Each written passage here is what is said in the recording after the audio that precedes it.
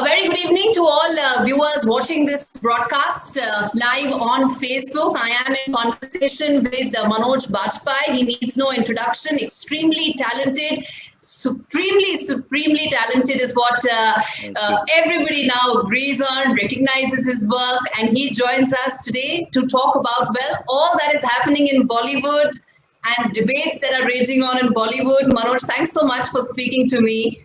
But before any of that, I want to start by asking you that since 22nd of March, we've all been living at home, and your hairstyle is testimony to that fact, isn't it? How do you feel life under lockdown? No, my life was completely different. Since 9-10 days we are in Mumbai, but before this we were in Uttarakhand. I was shooting there. We got stuck, and my family was visiting, so we were all together. We were trekking, exploring the mountain, exploring Kumaon culture.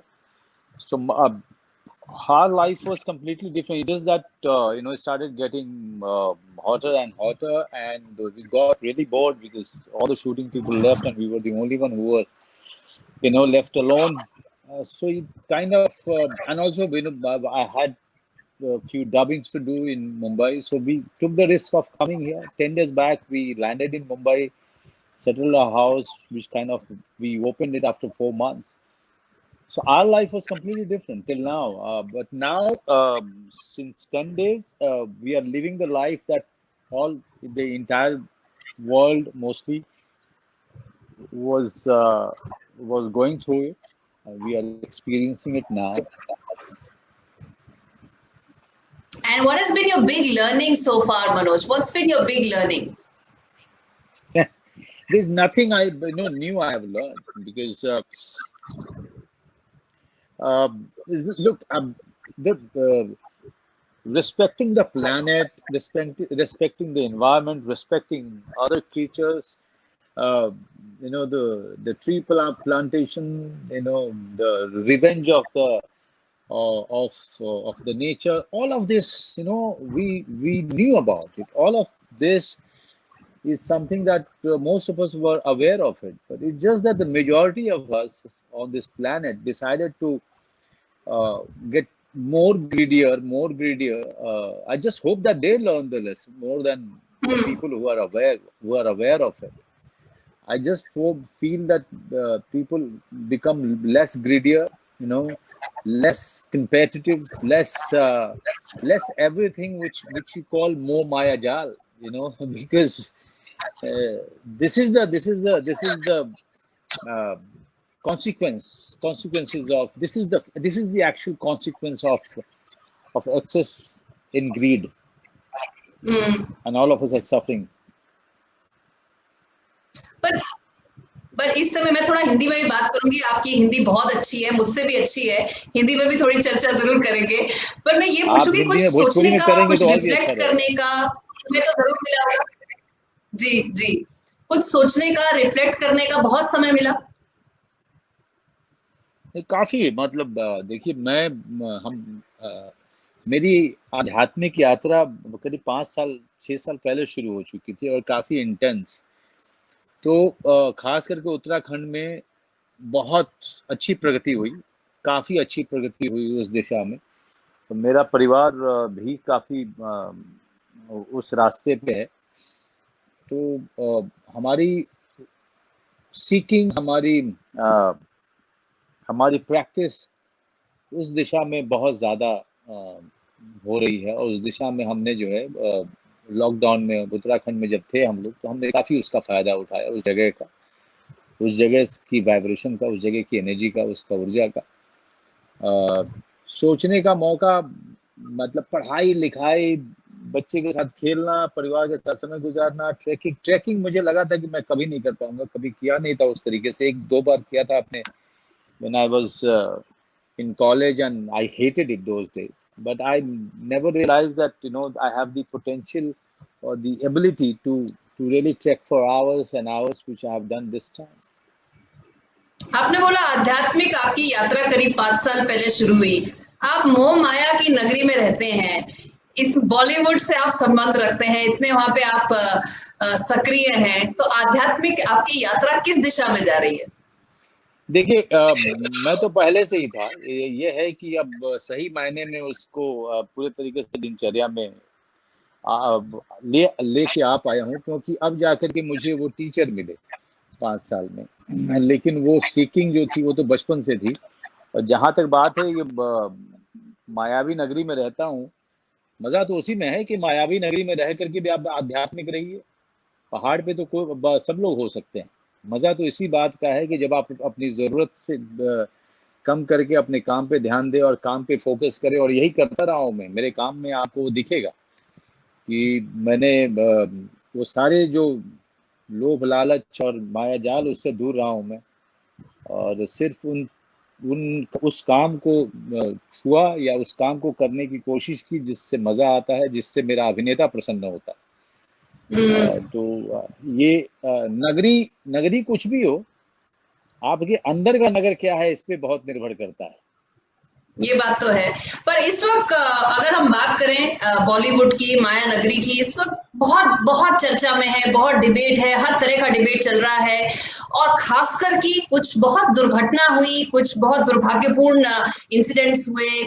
Sushant Singh Rajput का अगर आप देख लें, तो इन सब से क्या आपको अंदर से इन सब इंस्टेंसेस ने आपको झिझोड़ा, या आपको रिफ्लेक्ट करने पे मजबूर किया? आपने इस विषय में कुछ सोचा कि क्या मुहिम छिड़नी चाहिए? क्योंकि बातें तो बहुत हुई, पर ये चर्चा ऐसी नहीं है जो पहले नहीं हुई है नेपोटिज्म की, अगर हम बात करें तो। देखिए गौरी, आपसे पहले बहुत क्योंकि भोसले फिल्म जो मेरी सोनी लिव पे है उसकी प्रमोशन कर रहा था, और कम से कम 30 इंटरव्यू दिए जहां पे मैंने ये सारी बात की। और मुझे लगा कि इस पे बात करके मैं जिसको खोया है हमने उसको इज्जत नहीं दे रहे हैं। आज मैं उस शोर में मैं मेरी बात भी उसी शोर में जा रही है जो शोर आसपास बना हुआ है। और मैं उस शोर में कोई योगदान नहीं देना चाहता हूँ। इसलिए मैं आज के दिन मेरा ये चुनाव है कि मैं अभी चुप रहूंगा इस मसले पे, क्योंकि जो मुझे श्रद्धांजलि देनी थी, जो मुझे कहना था, मैं कह चुका हूँ। अब मैं चाहता हूँ कि उसके परिवार को नहीं, मैं अब सुशांत सिंह कोई राजपूत की मृत्यु को लेके नहीं कह रही।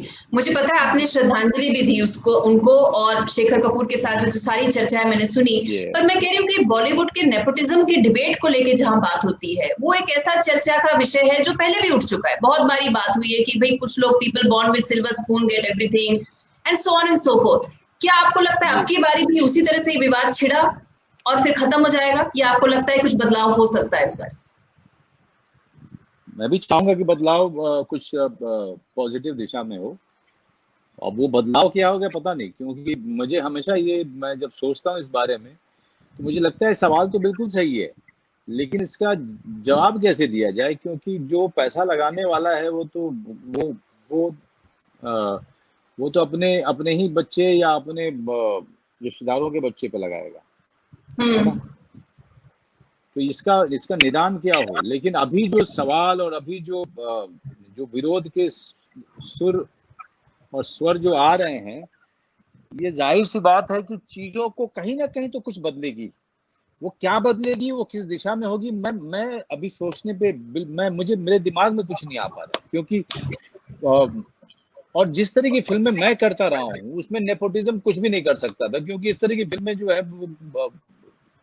वो लोग कभी छुएंगे नहीं, क्योंकि ये मैं जो फिल्में करता हूँ वो स्टारडम नहीं बना देती है आपको।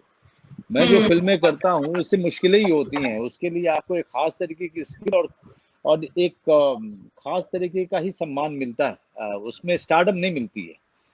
तो इसलिए मेरा डायरेक्ट वास्ता बहुत सालों से पड़ा नहीं है। जहां तक बात है ग्रुपबाजी, लॉबी, ये शुरुआती दौर में जब बिकू महात्रे के साथ मेरा पदार्पण हुआ था, और तो उस समय में जब आप एक कोई नया उभरता है तो उसको नीचे दबाने, उसको उतारने में पूरी जो आसपास के लोग होते हैं वो लगे रहते हैं।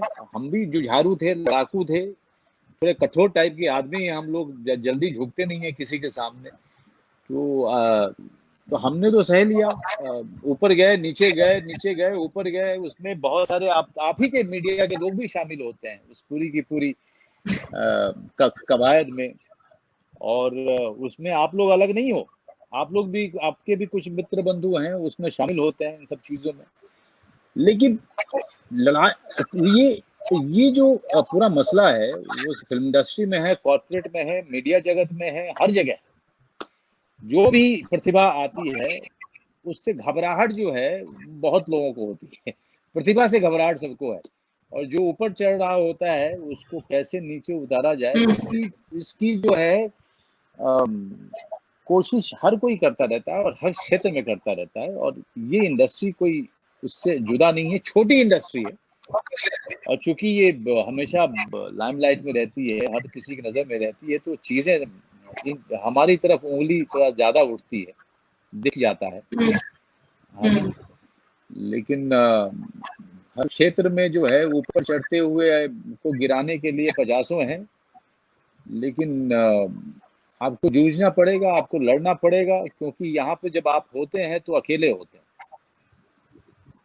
अकेले जो है जब 21 साल पहले सत्य आई थी तो उसमें तो अकेला ही था मैं। तो सारी लॉबी, सारी ग्रुपिज्म, सब चीजों को झेलना, उनसे उनको संभालते हुए आगे बढ़ना, उनसे लड़ना, गिरना, जीतना, हारना, ये करते करते देखिए कितने साल हो गए। अभी आपके सामने बैठा हूँ, फेसबुक लाइव कर रहे हैं। बिल्कुल फेसबुक लाइव कर रहे हैं और बहुत सवाल भी आ रहे हैं और कुछ लूंगी उनमें से मैं। बट मैं आपसे एक चीज ये पूछना चाहती हूँ कि अगेन क्या आपको लगता है, आपने इनफैक्ट पोस्ट भी डाली थी सत्या को लेकर ही, आपने पोस्ट भी डाली थी कि आप 3 जुलाई 98 को कभी भूल नहीं सकते वो दिन। बट क्या अभी भी आपको अपने स्ट्रगल के दिन याद आते हैं? क्या आपको लगता है कि how tough it is to survive because you are an outsider? बाहर से आने वालों के लिए, तापसी पन्नू ने भी इस विषय पे बोला है पिछले कुछ दिनों में। Again, these are voices of people who have absolutely no godfather, contact, whatever you want to say, but they've made it. They've made it on their own. You've made it on your own. तो क्या आपको अपने struggle वाले दिन याद आते हैं? और क्या आपको लगता है कुछ एक ऐसा मोड जो आप अब सोचते हैं फर्क कर सकते थे, डिफरेंट तरह से कर सकते थे, या आपके पास कोई चॉइस नहीं थी उस समय? Again, I'm talking to you about your days when you were struggling. मेरा स्ट्रगल बहुत लंबा रहा है। मैंने थिएटर किया है 10 साल और 5 साल यहाँ का 15 साल। तो समझिए कि मैं इस शहर में गांव से सीधा नहीं आया था। मैं दिल्ली गया था, दिल्ली में यूनिवर्सिटी में पढ़ाई, ग्रेजुएशन तो बहाना था, लेकिन थिएटर करना था तो थिएटर किया था मैंने, क्योंकि मैं जानता था कि बड़ा शहर है और नगरी बड़ी है, यहाँ पे अपने आप को तैयार करके आना पड़ेगा और पूरी काबिलियत हासिल करके आनी पड़ेगी। इसलिए मैं बाहर से आने वाले सबको बोलता हूँ, काबिलियत हासिल करके आइए, क्योंकि आप किसी फैमिली के नहीं हो कि आपको जल्दी ऑफिस में बुला लिया जाएगा या लोग आपके फ़ोन उठाएंगे। और कोई आपका चाचा ताऊ यहाँ पे नहीं है, क्योंकि यहाँ पे फैमिली वालों के सब एक दूसरे के भाई बहन, कज़न ब्रदर, चाचा ताऊ होते हैं। उनको संभालने के लिए, उनको एडवाइस देने के लिए बहुत सारे लोग होते हैं। उनकी शुरुआत होने से पहले ही उनके लिए पीआर हो जाते हैं। तो आपके लिए नहीं है, आपको नीचे से शुरू करनी है और मौका आपको एक ही दिया जाएगा, ये समझ लीजिए। ये सारी जो बहस विवाद चल रहा है, इसमें ये है कि बाहर से आने वालों को एक ही मौका मिलेगा, उसमें उनको साबित करना। जो अंदर के लोग हैं उनके साथ में अच्छी बात यह है कि उनको साबित करने के लिए काफ़ी मौके मिलते हैं। लेकिन भाग्य बहुत खराब हो तो अलग बात है, लेकिन मौके बहुत ज़्यादा मिलते हैं। तो हमारे पास में जो बाहर से आते हैं उनके पास में मौके कम है, इसलिए काबिलियत हासिल करके आए, ताकि एक जब अवसर मिले तो ऐसा छक्का मारे कि आप जो हैं आपको कोई नज़रअंदाज ना कर पाए। ये बहुत ज़रूरी है। अभी तो इसका निदान यही लगता है मुझे, क्योंकि जब तक हमारी वातावरण इन फिल्म इंडस्ट्री एक स्वस्थ वातावरण, समान अवसर के लिए कोई प्लेटफॉर्म नहीं तैयार करती है, तब तक तो ऐसे ही चलेगा। और एक आखिरी सवाल मैं आपसे नेपोटिज्म पे पूछूंगी और फिर बाकी और चर्चा करूंगी। ये नेपोटिज्म बड़ा ज्यादा हो गया, आपको नहीं लगता? नहीं, एक आखिरी सवाल मैं इसलिए पूछूंगी कि सवाल ये आया है कि क्या आपको लगता है कि were you prepared for the kind of, or was the industry prepared for the kind of backlash it saw against nepotism? You know, बड़े बड़े फिल्म मेकर्स के अकाउंट्स में से हजारों की तादाद में फॉलोअर्स निकल गए हैं, बॉलीवुड एक्ट्रेसेस के अकाउंट्स में सडनली फॉलोअर्स में डिप हो गया, बहुत जबरदस्त एक डिस्कोर्स बना। क्या इंडस्ट्री प्रिपेयर्ड थी इस तरह के बैकलैश की? इसलिए पूछ रही हूँ क्योंकि ये चर्चा नहीं, बार बार इंडस्ट्री प्रिपेयर नहीं थी। नहीं, इंडस्ट्री प्रिपेयर नहीं थी। इंडस्ट्री प्रिपेयर नहीं थी, और खास करके बहुत सारे लोग, मैं आपको बताऊं, बहुत सारे लोग जो अंदर ही अंदर कहीं ना कहीं बुली थे, अंदर ही अंदर कहीं ना कहीं इंटिमिडेशन में बिलीव करते थे, बुली करके, और वो लोग सत्ते में आ तो गए हैं।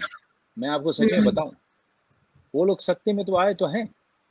और और ये भी लोगों का गुस्सा ये बताता है कि लोगों से बढ़ के कोई नहीं है, जनता से बढ़ के कोई भी नहीं है। हम अंततः जो है, हम एंटरटेनर हैं।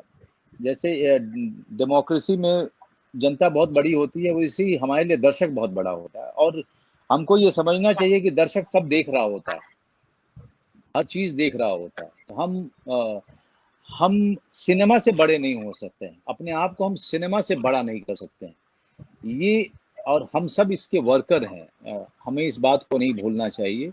सिनेमा हमारा माई बाप है और दर्शक हमारा माई बाप है, इनसे बड़ा कोई नहीं है। और झिझोड़ दिया है ये पूरी घटना ने बड़े बड़े बॉलीवुड के प्रोड्यूसरों को, एक्टरों को, एक्ट्रेसेस को। पर मैं आपसे ये पूछना चाहूंगी कि अगर बात करें, हमने लॉकडाउन के विषय में बात की, we also spoke about how audience matters the most during this lockdown. All of us realized our enormous appetite to consume content online, and is that going to be the big gateway to ensure talent comes in? क्या आपको लगता है कि online platform एक ऐसा gateway होगा जिससे नए टैलेंट को, उभरते सितारों को ज्यादा मौका मिलेगा? क्या वो गेम चेंजर होगा बॉलीवुड के लिए? Okay, I just hope so.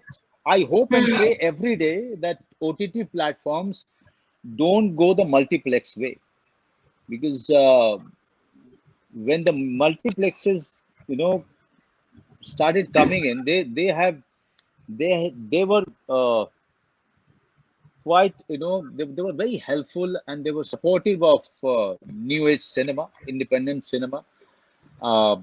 So many small films, so many content, they supported, mentored, and after few years, suddenly we started seeing a complete withdrawal of the support from the independent films and from all the content films of multiplexes. So, and the big budget films started flexing their muscles, and even the exhibitors started giving in. Exhibitors started getting greedier and greedier. They started ignoring all the small film releases. Producers and the corporate houses, they started backing out from taking content. So just I hope and pray that it doesn't go the multiplex way. But for the time being, yes. I mean, look at the enormous talented people are breaking in, on OTT platform. अगर ये सिर्फ cinema की बात होती, फिल्मों की बात होती, तो इनको चांस भी नहीं मिलता, या इनको 2 मिनट के रोल में इनको खपा देते, वेस्ट कर देते, क्योंकि हमारी इंडस्ट्री ने इतने ग्रेट एक्टर्स को वेस्ट किया है जितना किसी और दुनिया की इंडस्ट्री ने नहीं किया है। और वो सारे ग्रेट एक्टर्स जिसको इस इंडस्ट्री ने वेस्ट किया है, अगर वो किसी दूसरी इंडस्ट्री में होते तो वहां के ग्रेटेस्ट एक्टर माने जाते, और यहाँ के लोग उनको पूज रहे होते। लेकिन जब वो यहाँ पे हैं तो उनको नहीं, बहुत सारे। रघुवीर यादव साहब हैं। रघुवीर Yadav is one of the greatest talented of this country. Anu Kapoor साहब है। उदाहरण का मुझसे क्यों पूछ रही हैं? आप खुद भी जरा सा देखिए। उदाहरण ही उदाहरण है। उदाहरण आप अपने चारों तरफ देखिए, आपको इतने सारे उदाहरण मिलेंगे। कितने सारे तो हैं भी नहीं इस दुनिया में। तो हमारे यहाँ पे, और मैं इस बात को बहुत ही डंके की चोट पे कहता हूँ कि we celebrate mediocrity as a nation. Also we celebrate mediocrity. The day we start changing our outlook, even the media, the people start focusing on the people who are talented, people who know their job in any sphere, in any sphere of the society, our country will improve, our society will improve. यहाँ पे लोग कहते हैं जो दिखता है वो बिकता है। इससे बड़ा मीडियोकर स्टेटमेंट क्या हो सकता है? आप मुझे बताइए। नहीं, ये तो बात सही है। और बॉलीवुड तो हमारे समाज का ही हिस्सा है, हमारे समाज का ही रिफ्लेक्शन है वो। It's a mirror to our society only. तो ये बात सही है आपकी कि अगर सोसाइटी जैसी है उसी का रूप आपको पॉलिटिक्स में भी दिखेगा और बॉलीवुड में भी दिखेगा। पर ये बताइए आप कि कितनी उम्मीद रखते हैं आप इससे कि the OTT platforms would not celebrate mediocrity, would a premium on talent? I don't know. I mean, this is what I said. I'm praying every day. I'm praying every day because few of the announcements I have seen, it didn't encourage me. Few of the announcements were not so encouraging. But at the same time, few of the OTT platforms announcements were quite encouraging. I have seen Patal Lok and I went mad. I mean, look at the talented lot. I've seen Kadak, Bulbul, so many, the Panchayat, all of these contents. So many new actors or talented actors, old talented actors, they are doing so well. They are, showcasing, they are actually raising the bar. But I just hope and pray that this continues. This remains this way only, and it doesn't change. I just hope that the OTT platforms don't start going the other way, don't start going the way multiplexes did. I am just hoping and praying. Yeah. And what would you like to say about censorship demands that are coming in? कि भी OTT पे बहुत ज्यादा content ऐसा है जो regulate होना चाहिए, जिसमें कुछ ना कुछ सेंसरशिप होनी चाहिए, चाहे वो डायलॉग्स हो, सीन्स हो, न्यूडिटी हो, ऑब्ससीनिटी हो, उसमें कुछ ना कुछ रेगुलेशन आना चाहिए। क्या बोलेंगे आप इस पर? अच्छा, मैं तो एक बाप हूँ बेटी का, 9 साल का। मेरी बेटी कोई भी ऐसी चीज नहीं देखती है जिसपे हमारी निगाह नहीं होती है या हमारी अप्रूवल नहीं होती। मैं अपने आसपास में 100 से ज्यादा लोगों को जानता हूँ जिनके घर में ऐसा ही कुछ रूल है। माँ बाप से बड़ा सेंसर बोर्ड कौन है, मुझे बताइए। परिवार से बड़ा सेंसर बोर्ड कुछ नहीं होता है, कि वो डिसाइड करता है कि उसका बच्चा क्या देखे। ये बाहर वाले कौन है, मुझे ये कभी समझ नहीं आया। ये बाहर वाले नैतिकता के ठेकेदार या हमारे लिए तय कैसे कर सकते हैं कि दर्शक क्या देखेगा क्या नहीं देखेगा। तो मेरे ख्याल से समाज के कुछ लोग हैं जो हर वर्ग में, और वो कई सालों से चलता आ रहा है। Censor versus some people who want to control the story telling, वो लगातार चल रहा है, लगातार चलता ही जा रहा है। पता नहीं उनको क्या लगी पड़ी है कि सेंसर करना है। भाई हमारे घर में माँ बाप हमारे भी थे, हमें कोई गलत चीज नहीं देखने दी, उन्होंने करने नहीं दी। और जो लोग मांग कर रहे हैं वो भी माँ बाप हैं, वो बताएं कि क्या उनका बच्चा उनके कहे बिना, उनके इजाजत के बिना कुछ कर पाता है।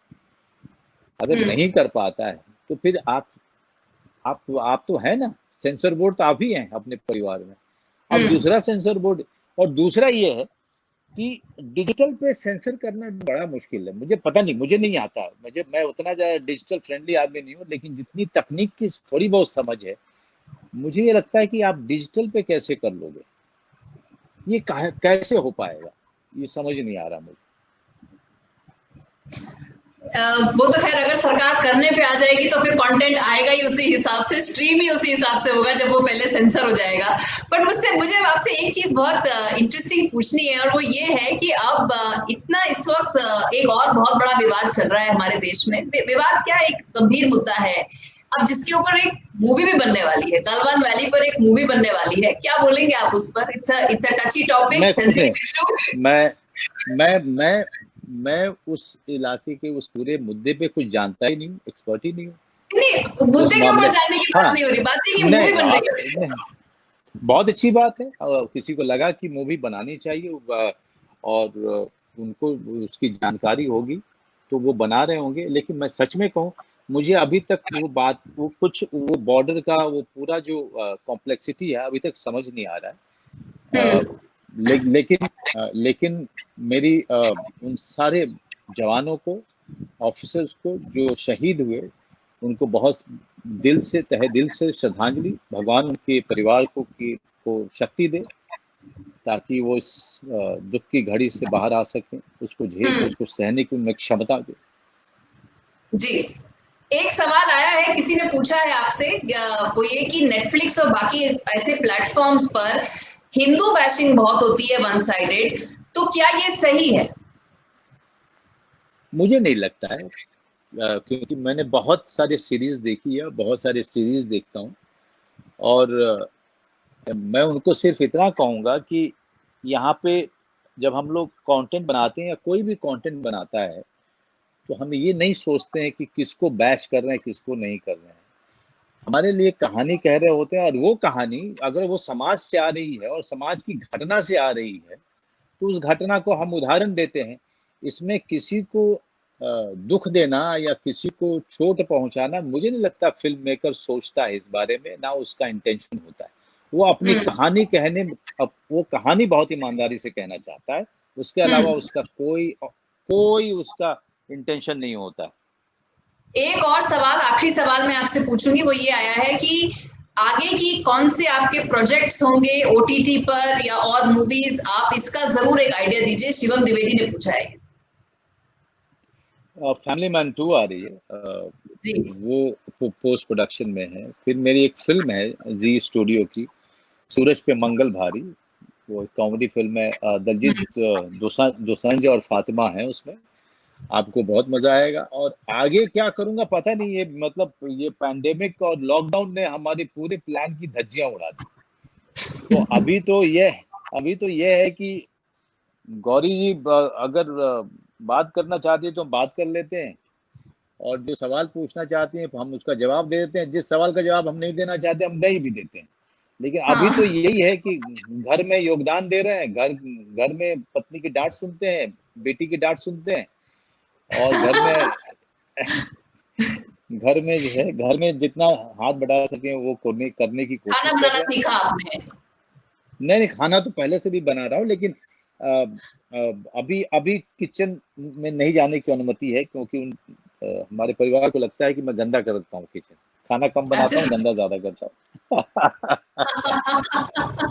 चलिए, इसी एंड पर हम इस सारी चर्चा को खत्म करते हैं। मनोज बाजपेयी जी, हमसे बात करने के लिए बहुत बहुत शुक्रिया। Thank you so much for taking out this time and speaking to me thank you. and to all the people who are watching this live on Facebook. Thanks very much. All the very best, and we look forward to Family Man 2. Thank you Gauri, thank you very much.